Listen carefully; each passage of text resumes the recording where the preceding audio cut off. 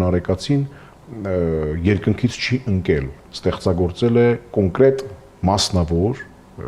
միջավայրում, վանական միջավայրում։ Պետք է հասկանանք Նարեկացին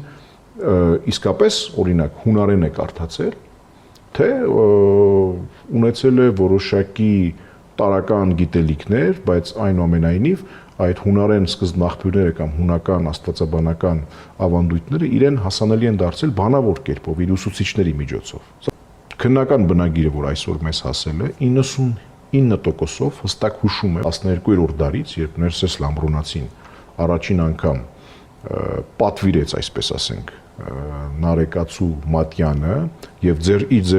ձեռքում ունեցավ դա, եւ առաջին անգամ, երբ այդ աղոթամատյանից աղոթքներ ներմուծվեցին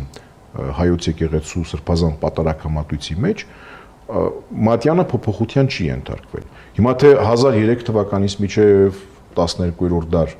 ինչպիսի փոփոխություններ է ենթարկվել, դժբախտաբար բանասիրական, պատմական, աղբյուրագիտական առումով մենք չունենք տվյալներ։